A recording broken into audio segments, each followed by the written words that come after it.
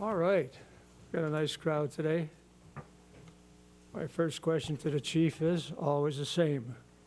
Who is on the street? They're all here. We have no crime in town, Mayor. We're all safe.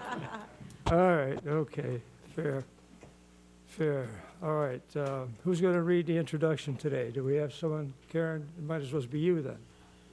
Please. Okay. Don't laugh. In accordance with the applicable Your statutes of... mic on? Yes. Okay, You interrupted. look close. Oh. I did.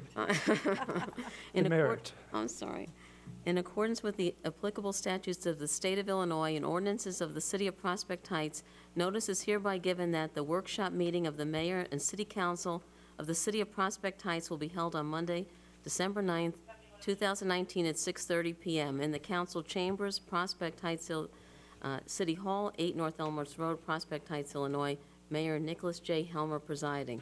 This meeting will be recorded and televised on the following cable channels: Comcast and WOW Channel 7T and AT&T UVerse Channel 99. Attendees who wish to speak on agenda or non-agenda items may fill out a request to speak form and submit it to the city clerk, during which meeting it is anticipated that there will be discussion, consideration of, and if so, determine action upon the matters contained in the following. Calling the meeting to order, Mayor? I will. One moment, please. All right, Madam Clerk, would you count the meeting, call the meeting to order. And we need a roll call for that purpose. Alderman Morgan Adams. Here. Alderman Cameron. Here. Alderman Quinn. Here. Alderman Ludvigson. Alderman Dolick. Here. We have a quorum. Quorum consists of 3 of the 5 aldermen, and we have 5, so that's good news. Mr. Commissioner, could you appoint someone in your realm of authority to help, to lead us in the Pledge of Allegiance? I need someone to lead us in the Pledge of Allegiance. Can you appoint someone, please?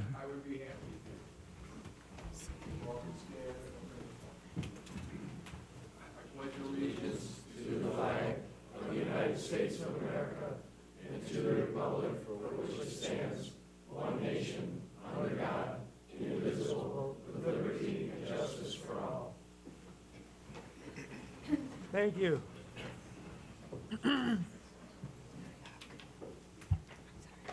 Madam Clerk, you're going to call for the approval of the minutes of the last meeting. I'm sorry, to do roll call? We need, No, let's say what meeting it is, the date it was, and motion to approve will come. We need an approval of the minutes for November 25th, 2019, revised regular city council workshop meetings, please. Minutes, please. Motion to approve, please. Motion to approve as presented. Second. Second. We have a motion, we have a second. Mayor, there was one typo that was corrected, and that, so it would be amended. This Kevin, that's just a scrivener's Scrivener's error. error, yes. Yeah. All right, then let's take a roll call on that issue. Alderman Cameron. Aye. Alderman Quinn. Aye. Alderman Morgan Adams. Aye. Alderman Dolick. Aye. Alderman Ludvigson. Motion passes 5-0. Presentations are next, Joe. Yes, sir. We'll turn it over to Chief Zalaki because it's the time of year for the annual police awards. Wow.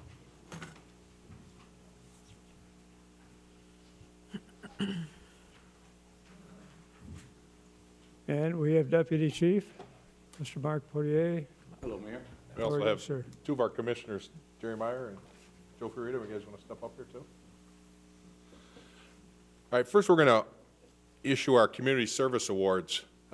Every officer, they come out, they do a great job. They do their normal duties every day, protecting the citizens in the town. On their days off, they come here and volunteer their days off and come here. So I'd like to recognize our officers, some of our police personnel, our civilians, for coming in and continue with our community policing. Our community policing programs are a great way for the officers to give back to the community they serve and promote positive community relations. Our first one we're going to talk about Also, you'll notice a lot of these officers, we do several programs here. Their names will be read numerous times, so they're pretty involved in a lot of our programs we offer. So our first program that's pretty popular is our youth outreach program, and this is officer provide opportunity for engagement with the children from the disadvantaged areas of Prospect Heights. The children interact with our officers and personnel who provide positive lessons, serve as role models, and help to break down barriers of communication in an area populated by immigrant families. This year, our youth outreach program went on field trips to Camp Duncan, the Chicago Fire Soccer Camp, Brookfield Zoo, Navy Pier, and they did a citizen government, city government, and visited the offices of the city. I'd like to recognize the following officers participated in the youth outreach program.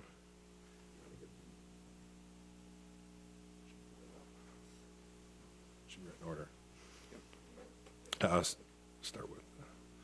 Some of the officers aren't here. A couple of them just took off, so I guess they went on a call. Must have been with the fire department. I saw those guys take out of here also.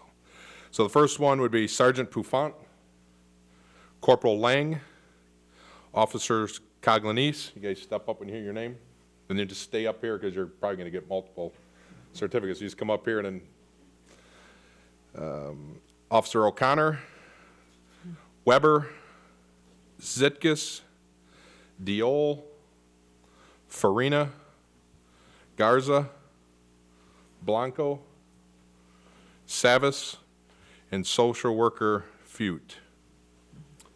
You guys might want to move down because you're going to have more coming up.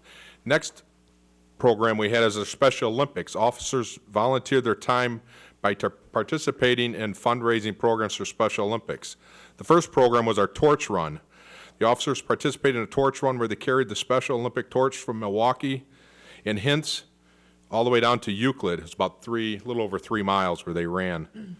Then they passed the torch off to Glenview Police. Officers involved in this were Corporal Lang, Officer Derman, Officer Thibault, Officer Garza, Officer Savas, Officer Blanco, Administrative Assistant Batten, and Desk Officer Martinez. Next one was Cop on the Rooftop. Officers collected money by standing on the roof of Dunkin' Donuts and in the drive-thru and inside the store where they collected money. We have Sergeant Caponegro, Corporal Lang, Officers Coglanese, Garza, Diol, Farina, O'Connor, Savas, Desk Officer Mendez. So all these efforts, they raised over $2,000 for Special Olympics at the Dunkin' Donuts this year. The other one we had is our Community Day Open House and National Night Out. Officers provided tours of the station on community days, allow citizens to have firsthand with NIPUS equipment, MCAT equipment, interacted with the public at National Night Out. Also had a canine demonstration by Canine Bain. Officer Thibault, Canine Bain, who's not here, and Officer Blanco. Another one, this is probably our most popular and favorite, I talked about it last month, is our No Shave November. You see these guys have the heavy beards. This fundraising program is one of our popular ones. Officers collected money in the early hours at the intersections of Rand and Thomas and at Palatine and Elmhurst in a donation for cancer. We have Sergeant Poufant, Corporal Lang, Officer Derman, Thibault, Coglanese, O'Connor, Zitkus, Blanco, and Savas, Desk Officer Martinez. These officers standing out early mornings, some were pretty chilly mornings out there. They collected over $2,600 for cancer. Okay, our next popular one is our Thanksgiving food drive, which we just distributed food out right before Thanksgiving. Officers collected food at Tony's Fresh Market over the course of 3 days. Food collected they distributed to 70 families at Harper College on November 26th. We had Sergeants Caponegro, Duran, Corporal Lang, Officers Derman, Thibault, Simpson, Coglanese, O'Connor, Garza, Weber, Diol, Farina, Blanco, and Savas, and Record Supervisor Bolger. Another program was Lurie's Children Fundraiser at MacArthur School. This fundraising event assisted in bringing the communities together, provided awareness and fundraising for Lurie's Children's Hospital. which specializes in pediatric care. This was Officer Coglanese was involved in that program. We have a new program called the Girls Club we just started this fall. Our department, which serves as an after-school mentoring program, provides a positive relationship between girls and young women in the community with strong role models. This is Officer Garza and Zitkus. So I'd like to congratulate and thank all the officers for all their efforts for providing the community service.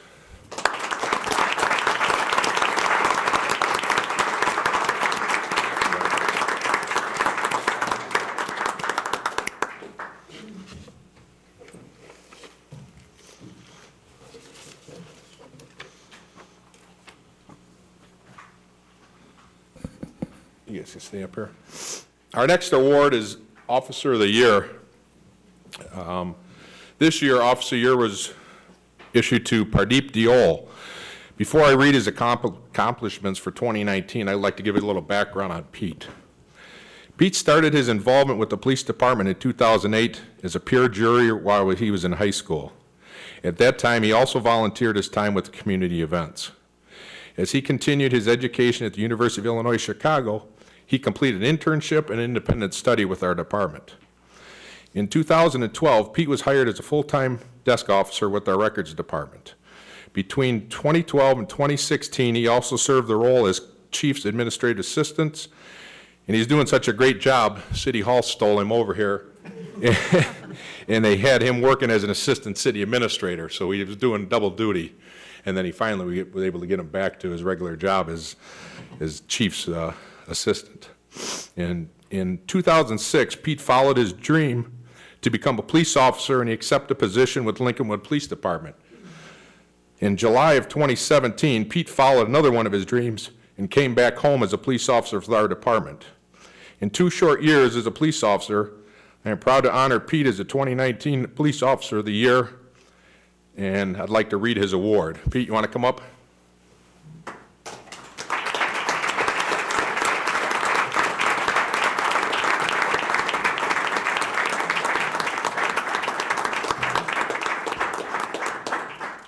All right, I'll read what his certificate will read. This police department award is to the Officer of the Year awarded to Officer Pete Deol. Whereas it's understood excellent police work is done routinely by good officers and civilian employees.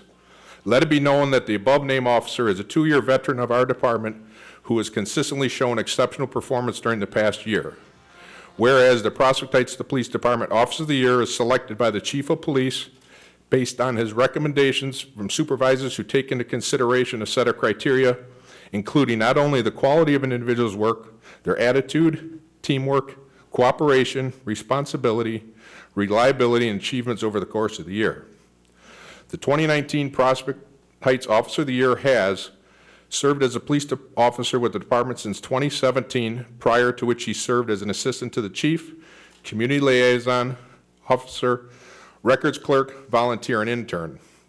He served as a youth outreach and food drive volunteer coordinator, served as a tourism district officer and emergency management coordinator. He managed the department's internship program, coordinated IT issues and worked with Dekine Computer Consultants, performed duties as an evidence technician, updated and implemented new GIS maps for our squad cars and set up APB net computer training for roll call, assisted in training new administrative employees, willingly take on new projects and stepped up to assist our command staff, dedicated several hours to the FEMA Masters program for his emergency role, which is currently ongoing and requires a great dedication of flexibility on his off-duty. He given trained safety talks on the Metro trains during Trade Safety Week, served in the crime prevention on unit's behalf of the Prospect Heights Associations, including Cop on the Top, Community Day, several of the outreach programs, National Night Out, Thanksgiving, Food Drive, and the Homework Help Center. The respect of his co-workers and supervisors, as well as the staff of the City Hall and Public Works. Therefore, based on the awards and commendation program of the Prospect Heights Police Department, I'm pleased to present you with Prospect Heights Police Officer of the Year, Pete Deol.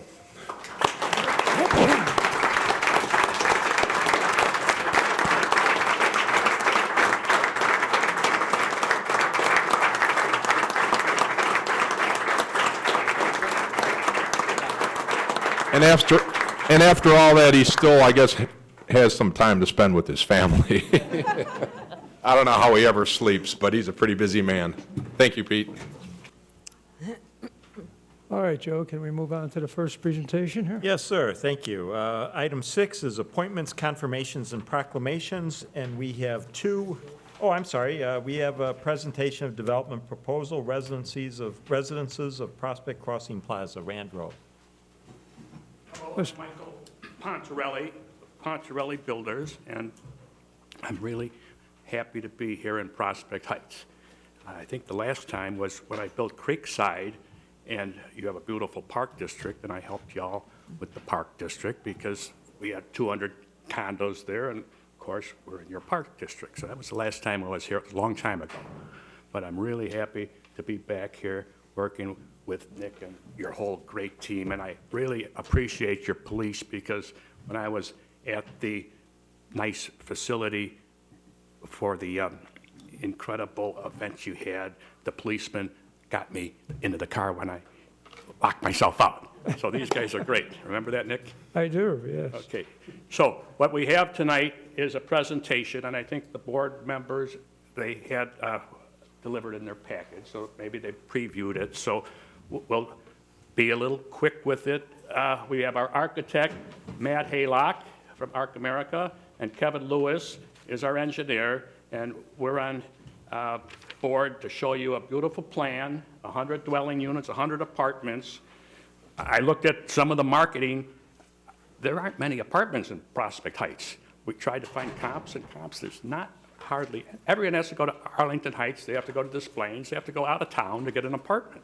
So this is really a great opportunity for the city to have its own beautiful new apartment building right in town rather than all the neighboring towns having all these beautiful buildings. Now, Matt Haylock and Kevin will give you a little bit on the site plan and on the building elevation. Let's set up the boards, boys.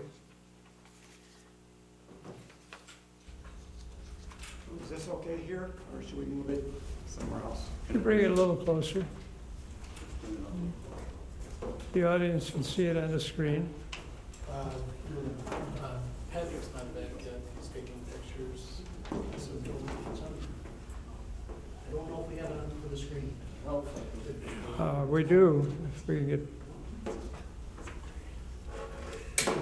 Mr. Tibbetts is gone, and Patrick is. Now, Kevin, can you explain a little how the building orients to Rand Road for traffic and take over? Good evening, Mayor and Commissioner Alderman, members.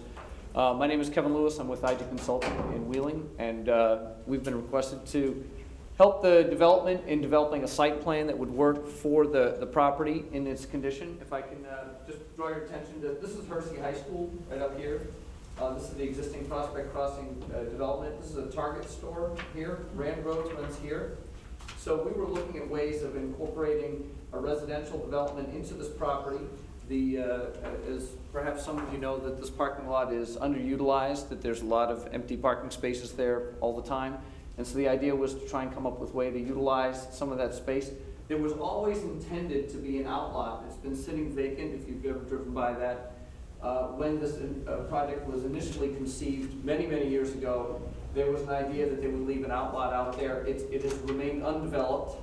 So what we did is we started with looking at how to develop that property and then incorporate the use of some of that parking space into shared parking with the residential component of the development. So the concept, as we've worked back and forth with staff and with some of you, was to try and work out a way to maximize the use of the space so that we weren't having a huge parking field that was underutilized, and then bringing some residential units into the property, as Michael probably mentioned at some point, that this would be a 100-unit residential apartment complex. That's the concept.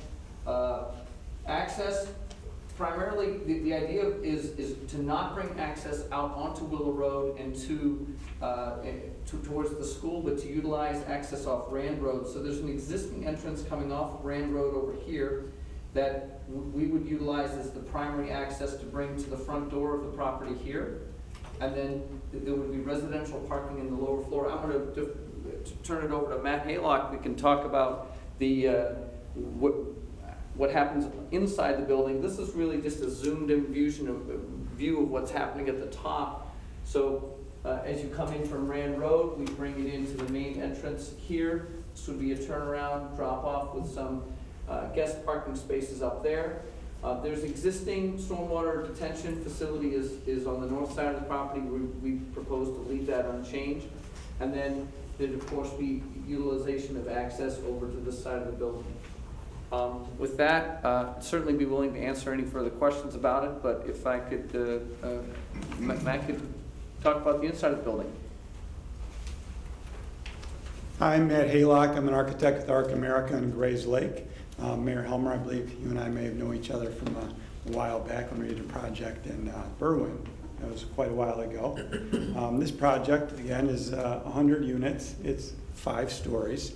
When you're doing a building with 100 units, there's many different ways you can orient it. You can do a long building. You can just do a straight L or whatever. This one is a little bit of an odd shape, if you will. It's got an L in it and then a dog leg. One of the things we like about that is one, it's following the curvature of the site, but also it's minimizing the length of the building. There isn't any one side that's any longer than like 175 feet. And all the other sides are shorter than that. So really, unless you're right in the middle of the parking lot, you really don't see the scale of the building at all from the front or from the street side. It's only about 170 feet long, so it doesn't really give you any scale of size from the different views. Just kind of walking you through the building. While back on the site plan, this is where the primary parking area is for the guests. The residents would park around the perimeters and so forth. And we also have some parking on the inside, so we're kind of sharing indoor and outdoor parking. The parking garage enters from this end on the south, and this wing of the building is primarily parking. This wing of the building, which is on the north, faces north, is mostly apartments on the first floor. And the residential, or the pedestrian entrance, enters in the kind of the crotch of the building right here and comes into the lobby.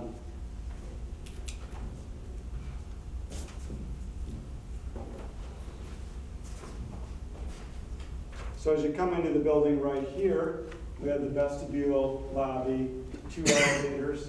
We've got a rental and sales office here, a business center for the residents, and an exercise room. Again, here's the parking stalls. There's 26 stalls there, indoors. Trash is stored inside the building in this storage facility here. A maintenance person would bring it out during trash days so that we don't have the trash on the outside at all, except for when trash is being picked up. Then we also have 8 apartments on the first floor, 2 stairs coming out here and here.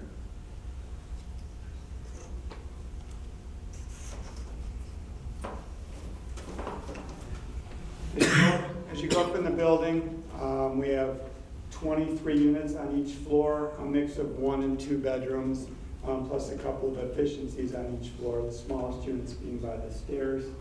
The bigger units are generally at the corners, and some of the 2 bedrooms scattered throughout.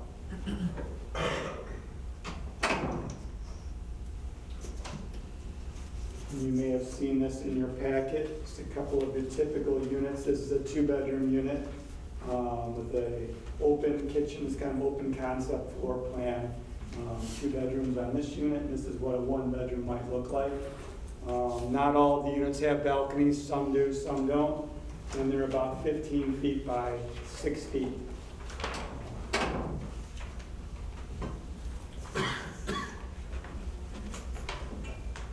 Looking at the outside of the building, again, it's 5 stories. We've kind of varied the colors a little bit. We've got a 3-tone brick scheme. We've got darker brick towards the base, and it kind of fades off until the top floor. We've got the lightest top floor would be a beige color. That kind of helps to bring the visual scale down. If you will. We've got a corner feature here, which is at the northeast corner of the building. So this projects up past the rest of the building. The parapet is about 60 feet tall. Then we have the tower, obviously, is a little bit taller than that. Again, we've got 3 different brick materials. We've also got stone trim throughout. We've also got the gray parts here are going to be a composite aluminum, as will the roofs over the balconies. We'll have aluminum roof over the tower. And you see in your packet and all the renderings, this have the same look and feel on all sides of the building, so the quality and the level of detail will be the same throughout. And that just about wraps it up. We're here to answer any questions you might have or anything you'd like to discuss. Thank you. All right, questions from the Alderman, please. Alderman Livingston? I got a question, Alderman Cameron. Now, it says that you're gonna have 100 units here in the Yes. building? Okay. Yes. And then you have 26 in the, 26 parking stalls on the inside? I mean, is that gonna be enough parking? I mean, Not it's, for the inside, the rest of the parking is going to be on the outside. How many stalls do we have for the residents on the outside? There are 108 exterior spaces, 108 total spaces that are within the developed area. So the area that's shaded in the lighter gray, including the 26 inside the building, is 108 spaces. Those would be the areas that would be dedicated for the apartment complex. okay, and what if someone has 2 cars? Well, that's certainly a possibility. They would enter a shared cross-access, and let Michael address that. There's so many parking stalls in the center being unused that there'll be a cross-sharing easement for the residents to park in spots that are owned by Manning, or if they have an overflow at Christmas time, too many shoppers, well, they might be able to park there a few days too. But that only happens at Christmas. So there'll be a cross-sharing easement. We like to shoot for a 1.2 ratio of 120 stalls. I think that's in your zoning table. We'd like to shoot for 120 stalls that are actually dedicated, specific for this, then cross-sharing for additional stalls for guest parking and overflow. So that's throughout the year, it's not just for the holidays then? Right, throughout the year. Oh, okay, so, About the holiday, I'm just saying that the shopping centers are typically maybe parked to the maximum only a few days during the holidays, it seems, wherever you go at some of these older shoppers. okay, and then I see, my second question was, is that you have, you know, a one-way out from the apartments to Rand Road. Is there like a second? Can they just go through the shopping center Yes. and get out too? So it's they like can 2 just in case of emergency? Why don't you explain all the different ways people can filter out to Rand Road? Certainly. Good question, thank you. So we wanted to try and create a unique space that would come off Rand Road, so the property would have an address coming off Rand Road, and it would have their what they consider their primary access coming in, and then also leaving this way. But obviously, there are other ways that they can access through the site. They can enter into the shopping area. There's the ability to drive out this area and access the shopping center road, to access to Willow Road, to come down any of these drive aisles, but primarily we would expect that if they wanted to access and come out through the Olive Street, which is the named access coming out here, to enter into this intersection and then continue that way. So we envision that this is the area that would be recognizable as the address for this property, but of course they could access those areas as well. Another situation that occurs on the property is there's a cross-access easement and agreement between the Target shopping center, this is the Target building, and the property. There's an aisle to get through there, that if you were in this shopping area and you wanted to access over to Target or vice versa, that can occur. We've tried to align that so that it's a smooth access entering through there. I think part of the sort of, to just go back to the access to the parking, is that we would envision that any time that people needed additional parking, or when residents are at home, the parking lot is generally emptier. And then during the day, when the residents are typically at work, that's when the shopping center would have its highest demand. So it's fairly common to have a cross-access easement where the shared parking, the peak demand for the shopping center is at a different time than the peak residential demands are. And so that you try and balance that use of space, so that even if somebody did have guests over, well, they've got plenty of parking if they were having some friends over in the evening or something like that. Okay. So that's the concept. And then Target's okay with people, driving on the side of Target to get to the other side, or? Well, there's an existing access point there already, and there's an agreement with Target for that use. Now, we're not creating anything new, we're just pointing out that we're utilizing it at that location. So we're not proposing to ask of anything of Target or to change anything that isn't there already. There's an agreement between the shopping center and Target for that access point. Okay, thank you. Alderman Ludwigson, please. I met with you guys and we discussed the access. I like what you did with it as far as trying to push the access onto Rand Road versus Willow Road. I'll start with that part first. I'd like to see it be more dedicated. It still is just driving through the parking lot. There's no change to that. I don't know if you intend on putting any kind of grass.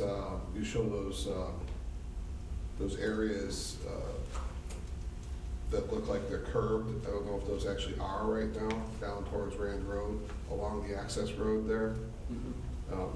Does that exist, or is that something you're showing? Or? These curb islands, those exist.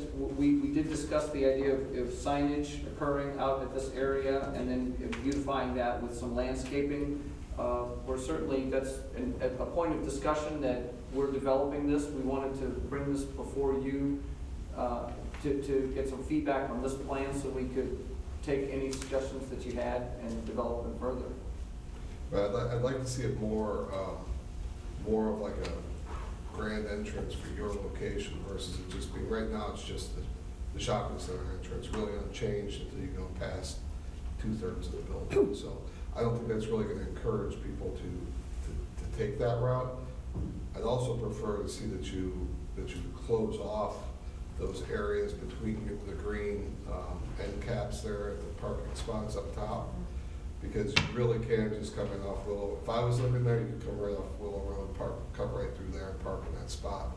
I think we really need to segregate this so that we discourage Willow Road use, because the one spot on the picture, you can see the peaks of the shopping mall, and that second peak to the south, where it's got, like, you can see the driveway in front of the building, a little circle or arc driveway, is where Atlantis is. And that parking, I was just there the other day. That parking goes from the road right in front of Atlantis all the way to Target. I mean, so those cars fill that entire spot. I mean, the most heavily used section of this mall is the north end, not the south end where all the parking is.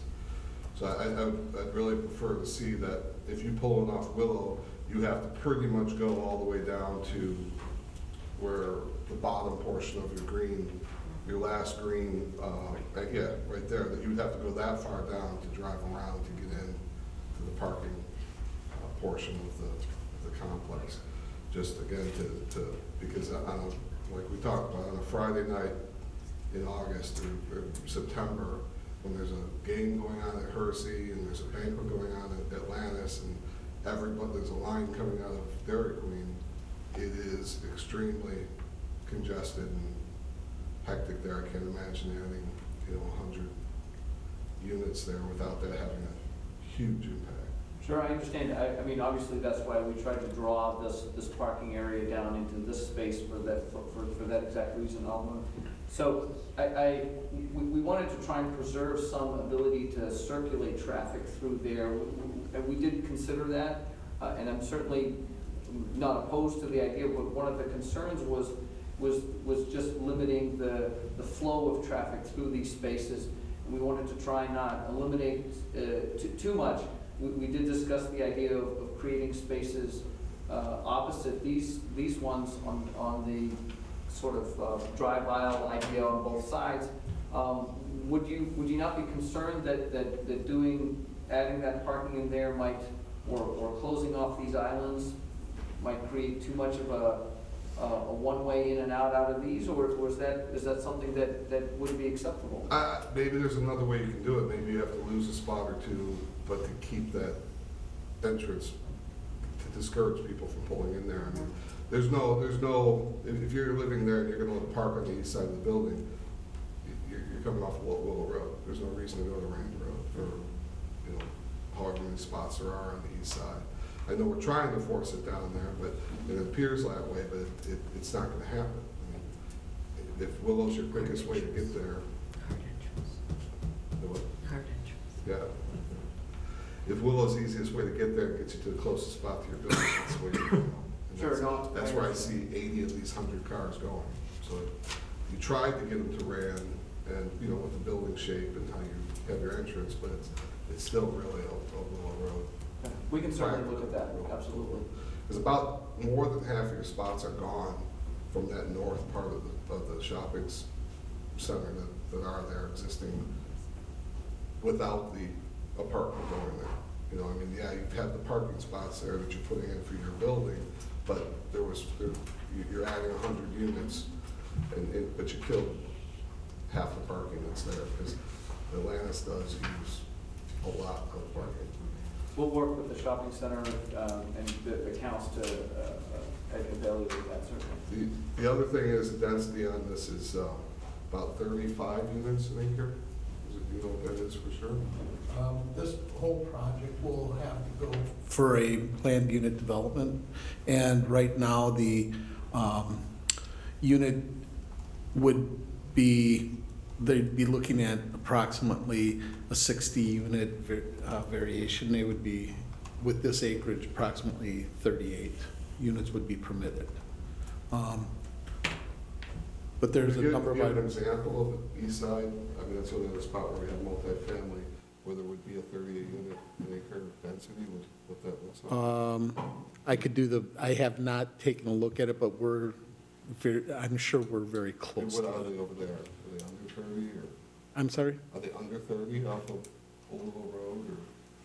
I would have to take a look at more closely. I have not looked at that specifically. Old Willow was platted under county, so without going and counting them, I can't tell you the answer to that question right now. Because I know the biggest problem, in the multifamily at east side is parking. I mean, there's just. Oh, yeah, not enough of it. definitely. That's why I was asking how many spaces you were gonna have, because you figure that if there's 100 units and there's 2 cars per unit, I don't know if that's gonna be enough space. I understand. I certainly understand your question, your concern. We don't think that the type of units that are in here, especially the one-bedroom units, are gonna have 2 cars per unit. That's not gonna necessarily be, in other words, we don't anticipate that there are gonna be 200 cars that would utilize this building, just based upon the demographic and the style of unit. It's not, not likely or not what we would anticipate. In fact, the trend has been to go down from the number of parking spaces per unit rather than going up. Well, a one-bedroom would have, a couple can stay in one bedroom, so there's 2 cars right there, so. I'm not saying it doesn't happen. I'm just saying that based upon looking at other developments, what the parking requirements would be, we just don't anticipate the need, that there are going to be 200 cars out there. Could there be more than 108? Certainly, and that's the idea behind that cross-access, because some of those users are going to be people that are going to be working and coming back in the evenings when the peak of the shopping time is down, and that's what has been one of the observations that occurs at this shopping center, that there are many times, notwithstanding a Hersey High game and during other events, that there aren't lots of cars parked in there. But overnight, for example, it's by and large, an empty parking lot, or relatively speaking. And so to try and take use of the advantage of that decline in use, or what would be a complementary use. In other words, adding another shopping facility into here wouldn't necessarily solve or complement the use of that parking lot. So that's the idea of what we're trying to accomplish. Certainly we can look further. I mean, this is in a preliminary stage. We can look further at the parking demands, and if there's additional information that the city has from Mr. Peterson that we can try and incorporate into that, we'd be certainly willing to do that. Okay, and then in Atlantis, they have, banquet parties and stuff like that. I don't know how late they're open, but sometimes it could be midnight, and the parking lot can be full as well. Absolutely. The original outlot too was only an acre. I think it was only, what's the actual pad site? Right. It was like an acre. It's just over an acre, yes. So I mean, you are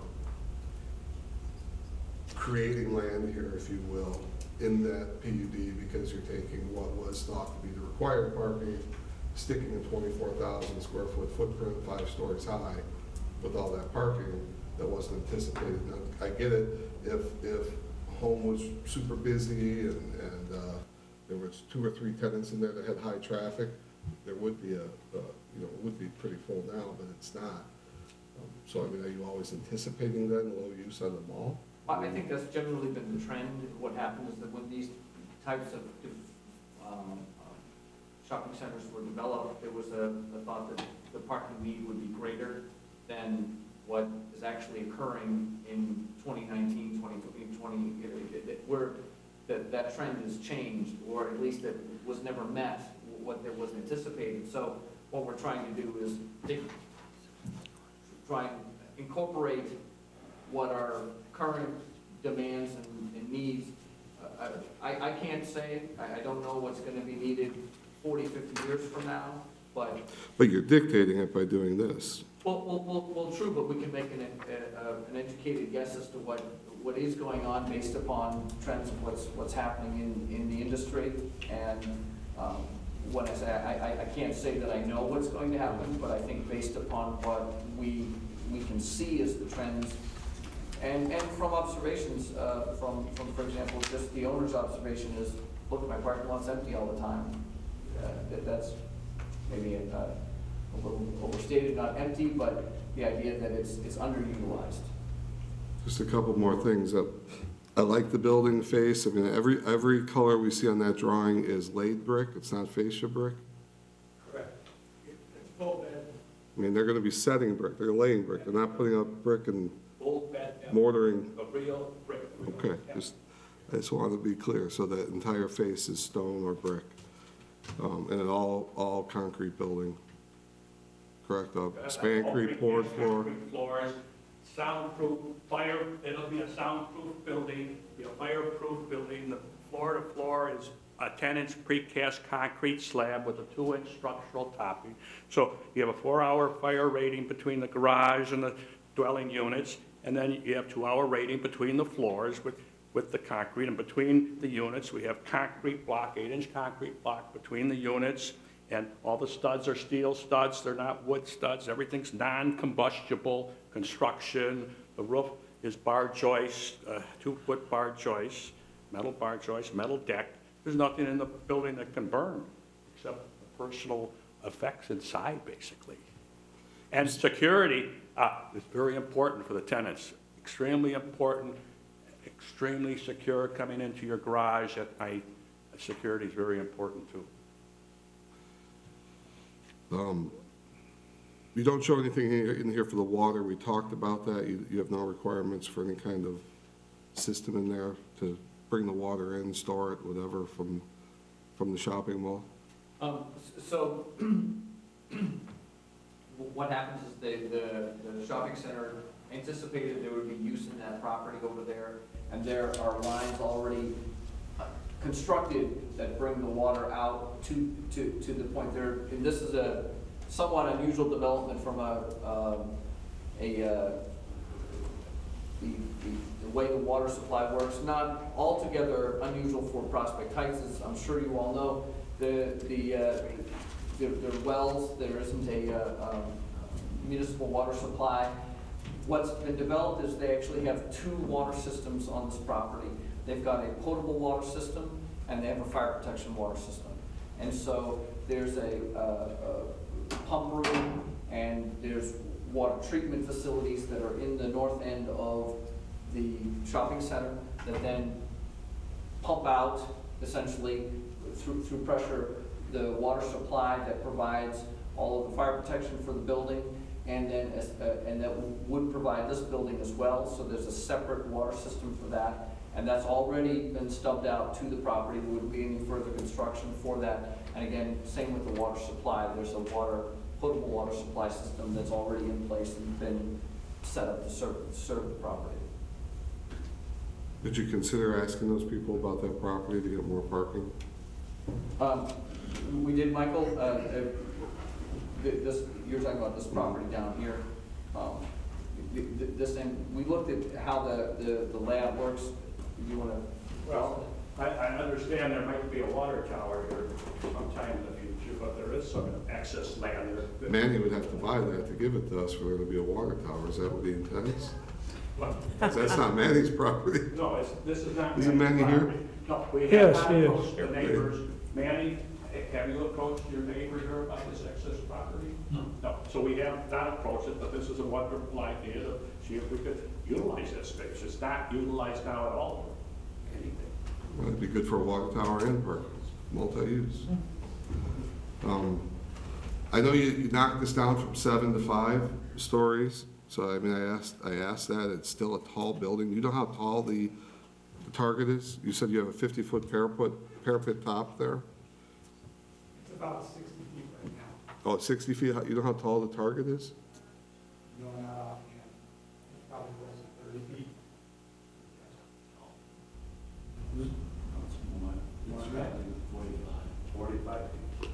Wow.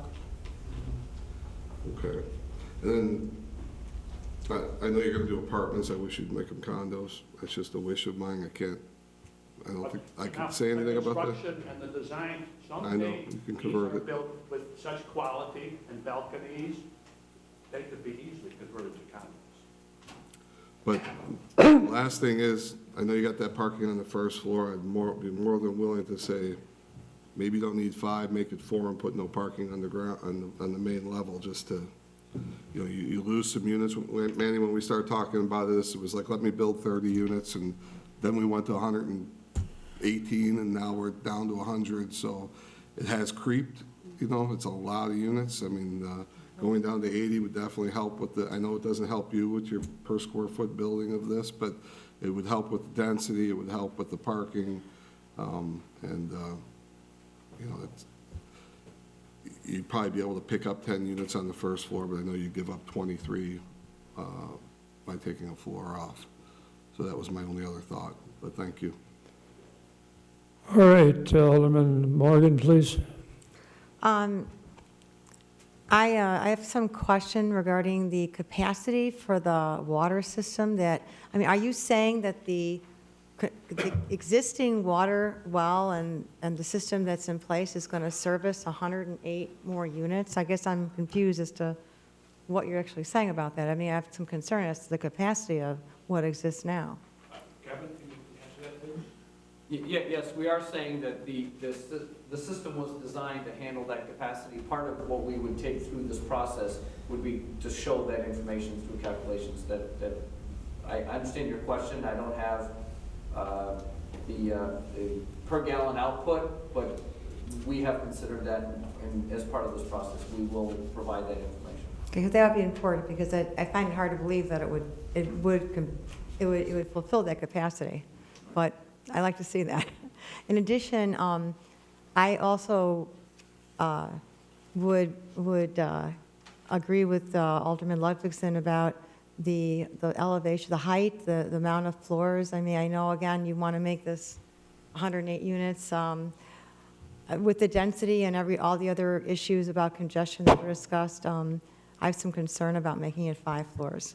So, I mean, 3 floors maybe 4, maybe with additional parking underground. I mean, I have concerns about the amount of parking, and I have concerns about the you know, the amount of floors. So those are my main concerns. And then I do have some issues, I agree with Alderman Ludwigson, some egress, ingress issues. I have some concerns about, you know, exactly how this is going to affect traffic in general to the Prospect Crossing.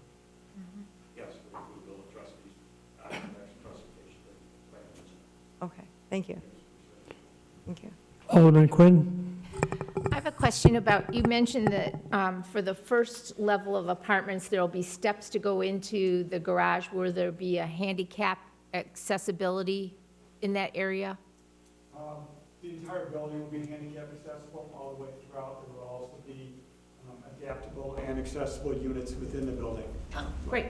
And one other question. So what are you looking demographic-wise? I mean, what do you envision as the demographic, and what kind of rents are you thinking that you're going to be charging? Well, we think we'll charge approximately $2 per square foot on an average. Okay. And the demographics is, we have a lot of people in Prospect Heights that want to sell their home and stay in the city and stay next to their community and their churches and their family, and they have no place to go. And a lot of people don't want the home when they're older. They'd rather just pay the rent and not worry about home repairs and expenses. And this is a perfect scenario for residents in Prospect Heights to stay in town and not move over to Arlington Heights or your beautiful neighboring towns too. That's it. All right, thank you. Alderman Dolick? Thank you, sir. All of my concerns have been addressed, so I'm not going to repeat what's already been said here, but I do share the same concerns about accessibility from Rand Road, and particularly the parking issues, especially in front of the banquet hall, but that has all been discussed here. That's all I have. Well, it's good to, have ideas and ask questions. One of the points I can make is the Target next door has no stoplight off of Rand Road. You come and go as the traffic dictates. And they qualified and do qualify for what they have there. And a lot of this is engineering, it's history, it's things we know about. Manny Rafidia's owner's representative. Manny, would you like to add anything? Yeah. This Would you come to the podium here, identify yourself? yeah, my name is Manny Rafidia. I've been the owner-operator of this property for 20 years now, since 1999. And the property has gone through the ups and downs and stands now at almost full occupancy. The outpad had been sitting there for all these years and had multiple ideas of things to do and back and forth until about 3 years ago, I started thinking of putting up an apartment building. And I met with Alderman Pat a few times, and we started out with like a toy game trying to put it together, and it wasn't like really put together professionally enough until we brought the team here together and met with Pat and Alderman Pat. And the main concern was height, and then density and quality of building. And the presentation that I had made to him in before and to the mayor, they were kind of poor until I came across the group and we started addressing things one at a time. And until we felt like it's time now to come before the board and the council and present the idea. I think this project will bring tremendous business and retail activity to the center, which in dire need. Instead of having tenants turnover, we just had one recently. Lola's moving out, and I was fortunate enough to land on a new tenant, Bread and Butter out of Palatine, opening a second location. So I go around, hustle, trying to keep everybody in place. I have to admit that not everyone are doing very well, and some of these tenants need help. I think the density of this apartment will bring in more retail business to the center and help the retail business. In addition, I hear a lot about the Hershey's High School being one of the top 10 high schools in Illinois, and I think we're going to get a lot of families that would have one kid that would like to come and have their kid involved or, attend the high school. That is another point that I feel encouraged a lot that we will get this building absorbed and filled up quickly between that and the, older folks that don't want to live at home, on homes and move into an apartment like this.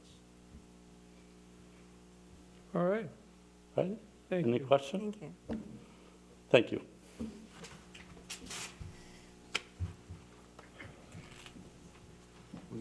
Joe? Next item is appointments, confirmations, and proclamations, and we have two appointments. Item 6A is reappointment of William Kearns as trustee for the Police Pension Board. Item B is appointment of Cameron Gaba from the Ramada Inn as the new Tourism District Board member. This seat had been vacant since Country Inn Suites dissolved. I'd like to make a motion, we make an omnibus motion to approve item 6A and B. Second. We have a motion, we have a second. Any further discussion? If not, take a roll call, please. Alderman Ludwigson. Aye. Alderman Quinn. Aye. Alderman Dolick. Aye. Alderman Morgan Adams. Aye. Alderman Cameron. Aye. Motion passes 5-0. And I believe we have no public comment on agenda matters. Airport Master Plan is not on the agenda tonight. We have staff elected officials and commission reports. When does the non-agenda issue come on? Because they are here. That's later Okay. in the, It's on- toward the end of the Yeah, it meeting. is on the agenda. Yeah. All right, thank you. Staff elected officials and commission reports. Where do you want to start? Whatever you desire, Mr. Mayor. Let's start with my favorite Yeah. dollar keeper. Michael Ducharme, Director of Finance. We have a number of items on the consent agenda this evening, passing the annual tax levy, and I'm sure there'll be questions related to that. Thank you. Mr. Rasko? Good evening, Mr. Mayor. Mark Roscoe, Director of Public Works. We're in full winter preparation mode. We've enjoyed a quick fall, getting cold, so just a reminder to residents, watch out for the snow plows. So, thank you, sir. Thank you. I mentioned, Mark, to our District 23, for better words, Chief Mucky Muck. He is right here. Could you stand up and say hello to our crowd here? Good evening, Don Angelo, Superintendent of Schools, Prospect Heights. So the superintendent was informed today what a great job you did on a sign that was bent over. Yep. And he appreciates it because he knows it's county business, which we could wait till the doomsday. So, so to get done. So you and your crew took care of that. Thank you. You're welcome. Great job. Who's next, Peter? Peter Falcone, Assistant Administrator, no report today, sir. All right, and then who are we coming down, Dan? Thank you very much. Want to announce that Connor McShane, they were able to get about 3/4 of their parking lots in before the asphalt plant. They did get their main aprons and driveways off of Piper, so that should take care of a lot of the daily maintenance they had on keeping the streets clean. It'll help during the winter season. Additionally, we got fortunate on weather this weekend where it dried out enough for Plaza Drive to get their binder coat of asphalt on today. But The sad news is the asphalt plants, due to the cold, are closed, so they can't get their final lifts on. So the road will be protected for the winter. It's still not going to have access, but there will be safe pedestrian crossing, and it will be set for next spring to start right out of the gates. Other than that, we just have our normal fall construction going on. Thank you. Okay, and who's next? Alderman Dolig. Thank you. Good evening, Mr. Mayor. I have no report other than to wish everyone a happy holiday since this is the last meeting of the year. That's all I have. Thank you. All right, thank you. And we have Alderman Ludwigson. No report, but I would like to just ask if the council could get an update. I noticed on the redevelopment committee, there was discussion about a project that's in concept. I think it's important for the council to see these as they come out. It's part of the reason that Prospect Crossings moved along and didn't just freeze when they came to us with something, because we were able to work on it and talk about it as it was being thought about. Now we're down to a handful of issues. So if there is another project out there that's coming, I would just ask that any kind of renderings or anything we get from them be, especially considering it's going to go to the committee, that it be forwarded to the council so we could see it. So I don't need an answer on that. I'm just making that as a comment. And the second thing is, as we get ready to pass this cannabis ordinance, I would just ask that any kind of correspondence that comes to the city with regards to placement come to the alderman too, so that we can see it. And it's not something that just comes up at a meeting that we have to make, you know. All right, and I don't do that, but thank you for reminding me. We have tomorrow our first meeting in 6 months for that group. And the three things we want to discuss are the progress that has been made by Delhi for You. It's good to keep abreast because the buildings that we were hoping to work with are still available, and maybe something will come of that. At this point, we're talking about the Prospect Crossings and kind of explain what we can now inform them about that we heard tonight here. And lastly, the newest thing that we're looking at, and haven't seen anything on it, is the train station development. There's some thought that about 40 units can go in there and do well, 40 rental units. And that'll be the first look at it tomorrow. So you're welcome to join that meeting. It's at noon tomorrow, and that's the first look we will have. So as soon as we know So more. they haven't sent it yet, you're saying? Pardon? They haven't sent it to you yet? No, they're working on it, and they're bringing it in tomorrow. Oh, so they're bringing I it. haven't seen it. I asked them to do what hopefully you saw tonight, drawings, renderings, you know, some things that are pretty exciting, I think. Our owner there owns the Four Corners at Wolf and Camp McDonald, and has been asking for years. As a matter of fact, he told me about 9 years ago, 10 years ago, that he tried to get things started, but the mayor at the time said not to bother her. So now he bothered me, and I like that. I enjoy development, and he's very anxious. He's a previous retired, what do we call him, Joe? The curator of Mesopotamia's small goods, you know, pictures of all kinds of things that have been dug up. Antiquities. Antiquities, thank you. And has been on that job since many years ago, and he is now retired. And as I said, he owns Four Corners, to include the one that goes to Wheeling. And then, of course, on our side, the 7-Eleven and our butcher shop. And then, of course, the Carnitas restaurant on our side. And I'm not sure about that little house on the southwest side. But he owns Four Corners, and he'd like to develop the train station land that apparently lends itself to that, and we'll hear about that tomorrow. So again, anyone that wants to join me tomorrow at noon, please come, and I'll get the first look at it, and you will get the second look as we report to you what we're working on. And I think we filmed that meeting anyway, don't we, Joe? I believe we did, yeah. Yeah. Yeah, certainly So- the last one. Yeah. Yeah. So we'll continue to film, and you can also look it up yourself. Who did we miss? We missed Joanna? Yes, thank you, Mayor.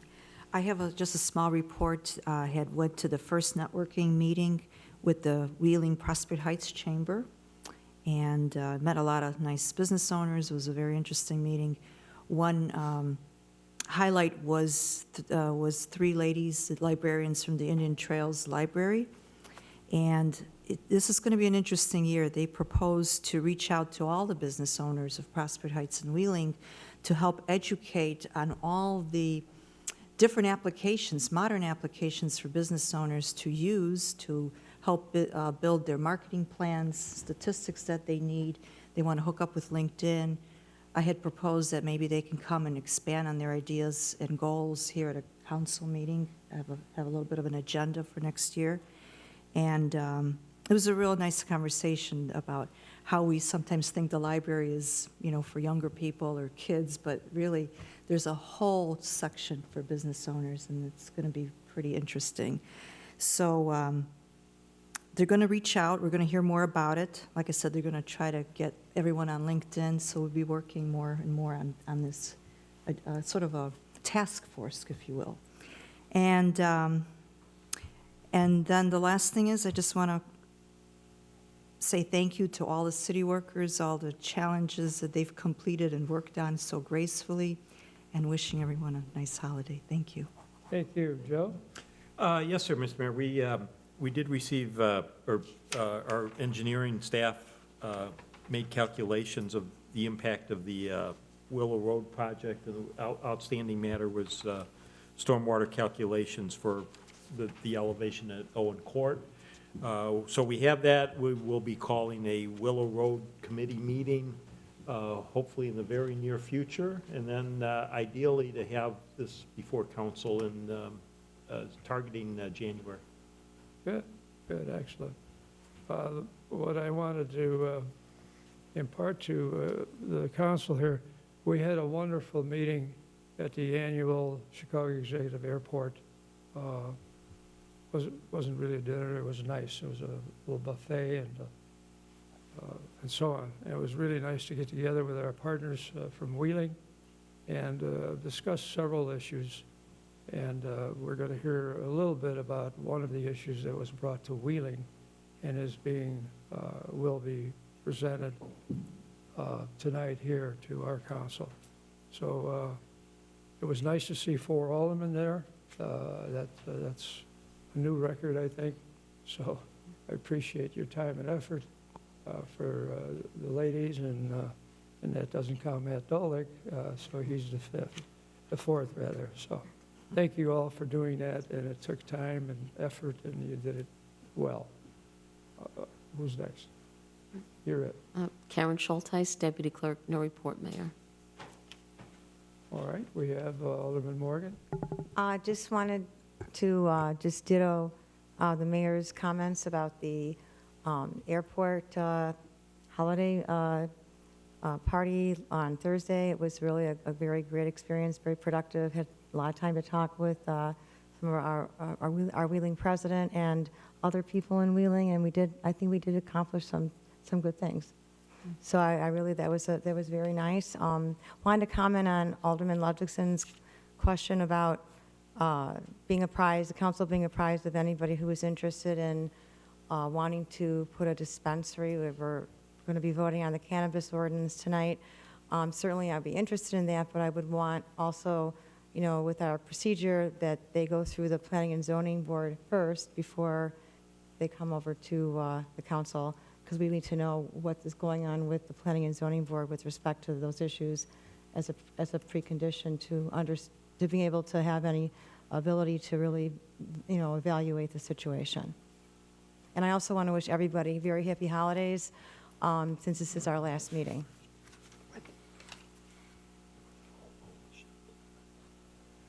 Of the year. I got it. Just the I got it. year. Thank you. Just straightening out some things. Alderman Quinn? Yeah, I do want to wish everyone a Merry Christmas and a Happy Hanukkah and whatever else everybody celebrates. But one of the things I wanted to point out, I want to tell the staff how much I appreciate working with them these past few months. This is an amazing team of people, and I want to point out that Peter Falcone has done an incredible job. I've been volunteering with some of the census things, and he's done an amazing amount of work, and I just want to say thank you because I know you guys all have a lot of things on your plate. When you step up and have to take on extra projects, I want them to know they're appreciated, so thank you. All right, Alderman Michelle Cameron, please. Thank you, Mayor. I do appreciate that. The thing, we went to the holiday party on Thursday, and it was a good time. Me, Wendy, and Joanna met the village president of Wheeling, and we got, we were able to talk and stuff like that. So it was definitely a good time on Thursday. But otherwise, I don't have anything else. But Merry Christmas and Happy New Year. Thank you. Mr. Tibbetts, are you still in the area? No. Oh, he left. Okay, thank you. Chief? I just have one thing. Next Thursday, the 19th, I'll be heading to Springfield. I have an officer be graduating the academy. He's been on it for 12 weeks, and looking forward to get him out and on the street and have another body out there. So that's it. Good, good. If I missed anyone, speak up now or forever hold your peace. Moving on, Joe. Thank you, Mr. Mayor. Item 9 is the consent agenda, and per statutory requirement, I have to read these tonight, the tax levy ordinances, so you bear with me. 9A is an ordinance for the levy and assessment of 2019 taxes for the fiscal year beginning May 1, 2019, ending April 30th, 2020, in and for the City of Prospect Heights Police Pension Fund. This is second reading. Item B is ordinance for the levy and assessment of 2019 taxes for the fiscal year beginning May 1st, 2019, and ending April 30th, 2020, and for the City of Prospect Heights Special Service Area Number 1, second reading. Item C is ordinance for the levy and assessment of 2019 taxes for the fiscal year beginning May 1st, 2019, and ending April 30th, 2020, in and for the City of Prospect Heights Special Service Area Number 2, second reading.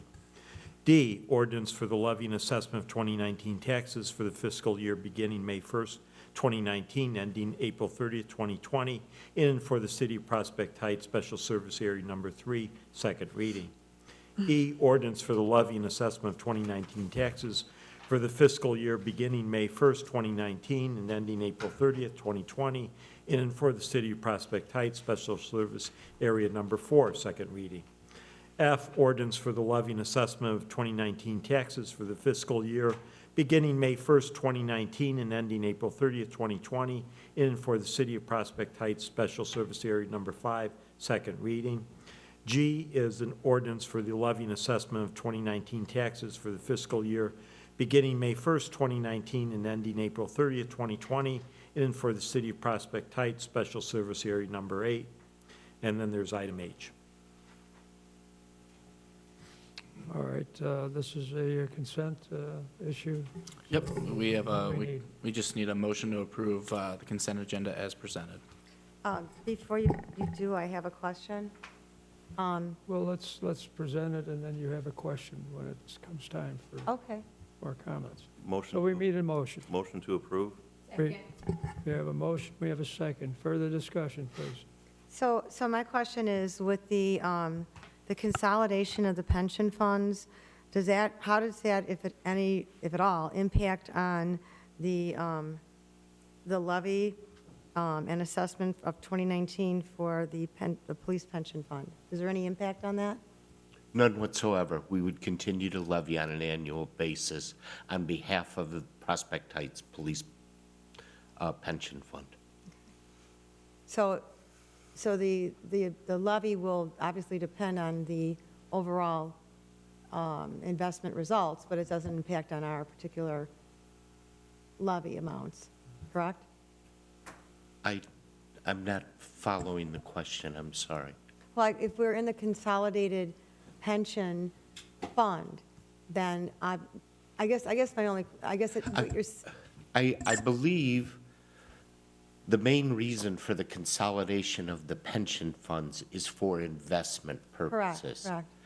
The annual levy for the Prospect Heights Police Pension Fund would be based on our actuarial information. We would pass it on an annual basis, and the funds for Prospect Heights Fund would remain under Prospect Heights. Overall, the funds within the state, assuming consolidation happens, there would be somebody who would be managing the funds on behalf of all of the pension funds, if that answers your question. Yeah, that's fine, it does. But just to be clear, we're not levying the entire amount that's actuarially required. We're only able to this is the property tax levy, so we're only really levying a third of what's required. Correct, and I think that was raised by the police pension fund, or the attorney for the police pension fund. They would love to have it, we would probably love to have it, that we could levy for the entire amount that we're actuarially required to fund. Because we're subject to tax caps, we are only able to levy a portion, but the council has made the commitment to fund the remainder of the requirement through other revenue sources within the general fund of the city of Prospect Heights. If you combine the portion that's coming from the other revenue sources with the levy amount, it would meet the actuarial requirement that is required for the city of Prospect Heights. The amount that the lawyer was referencing is the exact amount we budgeted. We just have to do it in two pieces because we're subject to tax caps. Okay, thank All you. right. Anyone else? Yes, just Yes. quick comments on H. H, just to be clear, is not a state, H is not a state-regulated fund. They just happen to use the word Illinois in the name of their. Correct. It's not as if this is like IMRF or some kind of Illinois fund. No, sir, it is not.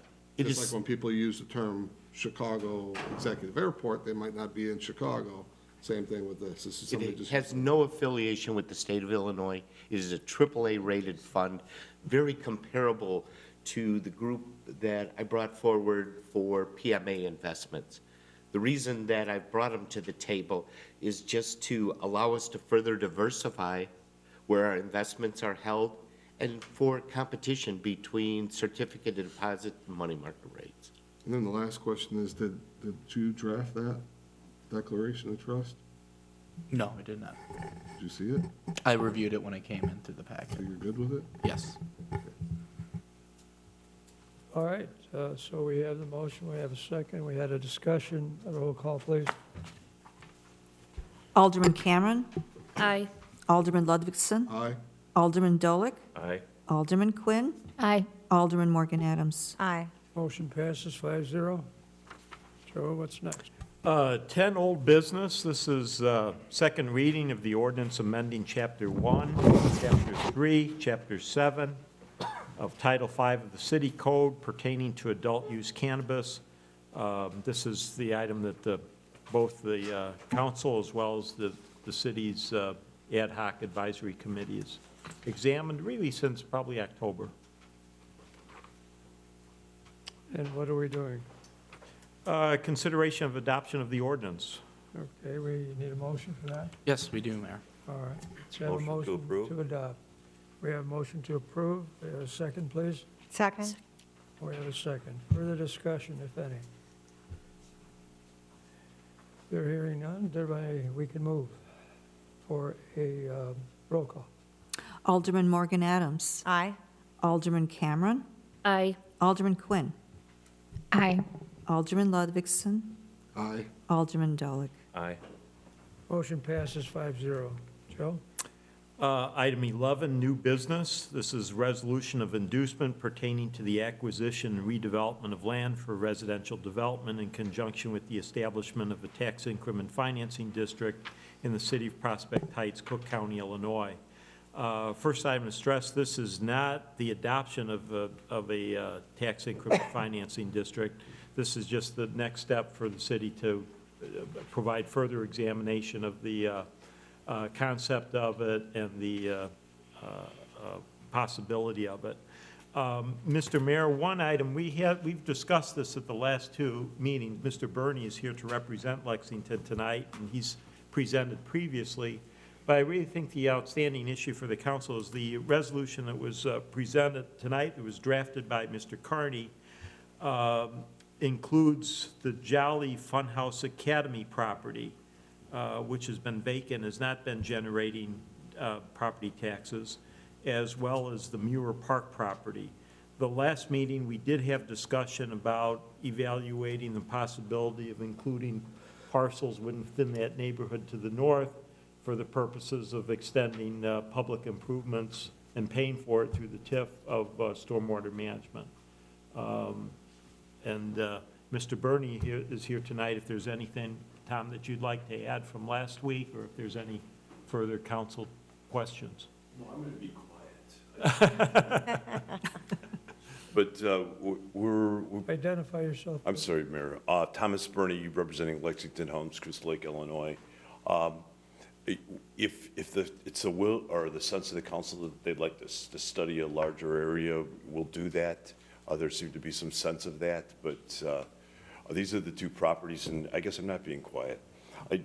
Alderman Ludwigson wanted a absolutely no risk provision, and are you Mr. Carney? Yeah. Yeah, I admire the language that he used. We understand we cannot rely on this if we spend a single cent or if I get up here and talk again. So we'd ask you to give us some direction about whether you want the other neighborhood included, and if you do, we'll start studying that. And all to say, we wish you all a happy Merry Christmas. What is the size of the additional land that's not within our resolution right now? I don't have a sense of the neighborhood. There was talk about maybe 40 single-family homes. Right, and that's something too. The neighborhood's about 40 single-family homes, but we might also be able to tailor that by the areas where the public improvement would be. So that'd be something we'd have to work with Gawalt Hamilton Engineering. So we have some work to do. We do, yes, sir. Think either way. Right. But it would be part of the TIF that we're working on, or Yes, sir. subsequent to the Yeah. TIF we're working on? It would Part be of. part of it, and that would enable us to use some of the TIF revenues to address them. I think we've got Mark Roscoe, we have maybe 45 to 50 identified areas of stormwater problems. And I believe clustered within that neighborhood, there might be about a half dozen. There are a few in that neighborhood, yes, sir. All right, so there would be some benefit to the people that would be living there. Right. All right, so we have some work to do, as you heard. We'd like to get started. You what? We would like to get started. I'd like to give you a shovel. I would help you. But yes, and we appreciate that, and we are working on it. This is a tough time of the year to get anything really done. We don't have another meeting this month. We start new in January, 2 meetings a month. And we could always have a special meeting if that's what it's going to take to get it done. So we'll talk more about it. Council will address that. Yeah, well, we are asking for consideration of the resolution tonight. Of the That resolution would give to us- include? Well, yeah, that's the question for the council, if we would like to add that neighborhood in. What I would, if I may, Mayor? Yes, please. What I would suggest is if the council, it seems that there hasn't been a full consideration of the size of the neighborhood or what the impacts would be on the proposed TIF district. So we could pass the inducement, I recommend passing the inducement resolution as drafted. Right. And if there is, if the council wishes to direct Lexington to do additional studies, that we can do that as well. But at least get this in place first, because that was what was presented and what's under discussion, and at least what Lexington has indicated a willingness to consider. All right, well, why don't we say all that and have a vote on it? Yeah, I think I would just do the motion to approve the resolution. Here. All right, everybody has the resolution. I Yes. know what it says. It does not include the separate parcel of land that we're just talking about. So a motion to approve the resolution as stated in your program here. So moved. Second? We have a motion, we have a second. Just a quick comment. You are willing to include that area Yes. without any issue? Okay. Yeah, we were talking to our consultant. We don't see this to be a huge expense at this initial stage. Okay, thank you. Yeah. All right, so we want to go ahead and approve the resolution as we have it. Roll call, please. Alderman Ludvixson. Aye. Alderman Quinn. Aye. Alderman Dolick. Aye. Alderman Morgan Adams. Aye. Alderman Cameron. Aye. Motion passes 5-0.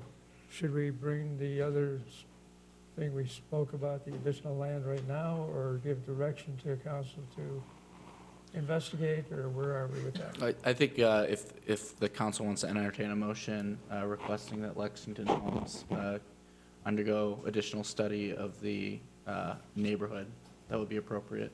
I would like to make that motion, so moved. Second. We have a motion, we have a second. Anyone would like to address that issue? If not, let's take a roll call. Alderman Cameron. Aye. Alderman Ludvixson. Aye. Alderman Dolick. Aye. Alderman Quinn. Aye. Alderman Morgan Adams. Aye. 5-0, so as you heard, you can please go ahead and start looking at what we were talking about. We'll work with staff in direction on the homes. Right, right. Always. Okay. Thank you. Next, Joe. Brings us to discussion topics for workshop meetings. We have 2 items listed for tonight, the liquor license code review and 2020 census.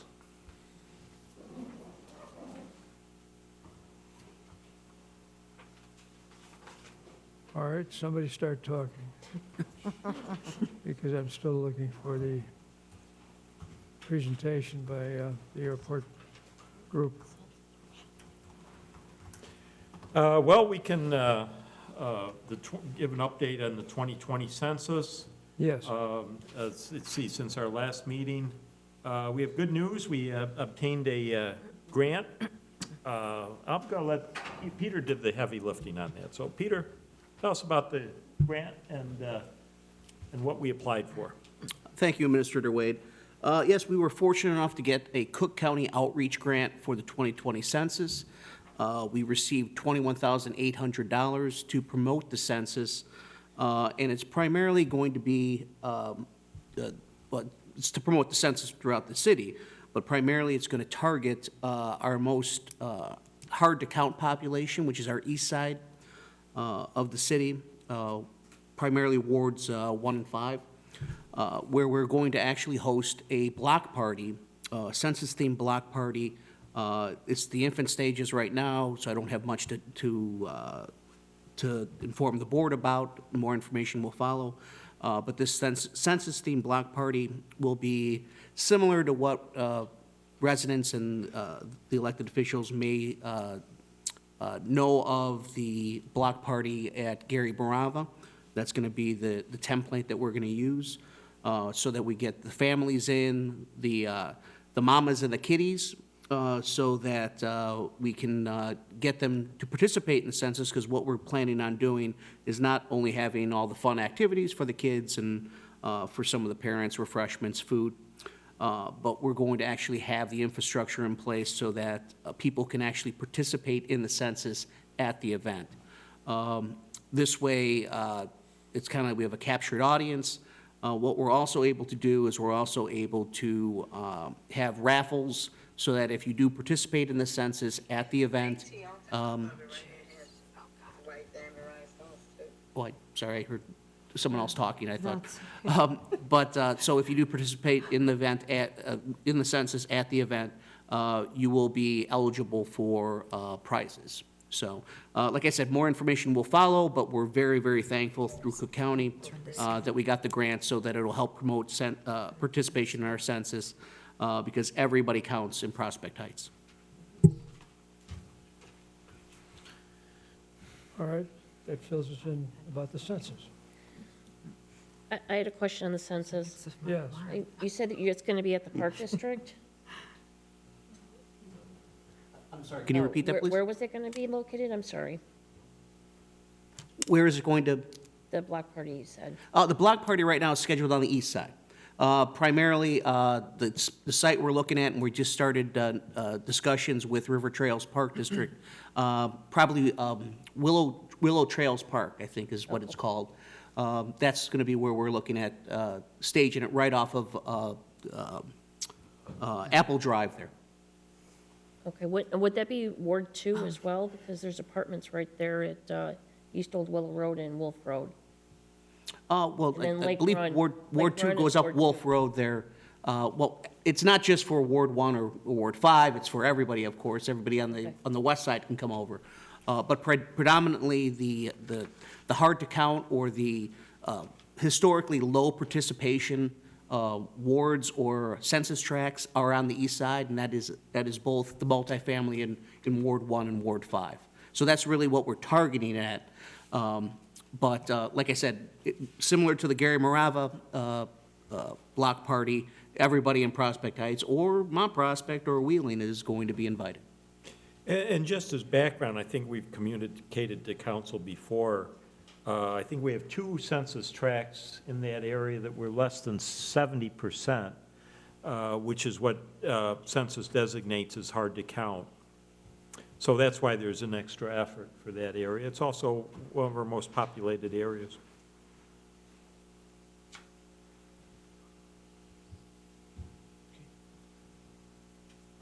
Okay. What's next? Liquor license code reviews is an item that the council's carried out. We've got, what happened to term? Well, that one, we took care of at the last meeting when Kevin advised us that that's an item that has to, it can't be a legislative item by the council. It's really got to be a petitioned item from All right. the public. The public, right? Yeah. As far as the liquor goes, I have not received the bottom dollar line, and I don't agree with changing much of anything. We're going to have to push it to January. Tonight probably isn't the right time. What do we have next? We have warrants. That's a good idea. People get paid, right? Yes. All You right. don't have debtors' prisons anymore, but. Oh, I didn't know that. Joanna? Okay. Oh. The, No, go ahead, I'm sorry. sorry, the approval of warrants, the approval of expenditures total was $380,452.45. We have a number of wire payments. The December 6, 2019 payroll posting was $157,335.36. The November Illinois Municipal Retirement Fund amounted to $19,778.80. Bank of America Debt Service Wire was $167,848.88. And then we have 2 U.S. Bank debt service payments, one in the amount of $1,247,072.50, and the other at $177,745, which brings the total warrant amount to $2,150,232.99. Motion to approve as presented, please. So moved. We have a motion. We have a second, please. Second, We have a second. Any further discussion? couple things, just because they're on the Yes, warrants. The ASVAR, is there going to be a final, they're still billing for the audits? Is there going to be a final report? Yes, For there's still work that's ongoing right now. Okay. They have been providing us with monthly updates of information that they've gathered. I haven't seen the one yet for December, but I'll reach out to them to see if it's there, So but I know it there were a is. couple, I know they didn't find a lot, but there were a couple of potentially big things that they were looking at. Couple of larger things, yes. Okay. The other thing is, one of these checks in here, and I'm sure it's just a mistake in printing, but we bought something and it meant to say Des Plaines, what was it called? Chamber, yeah. Yeah, it says Des Plaines Chamber, I think it probably meant to say Des Plaines Material.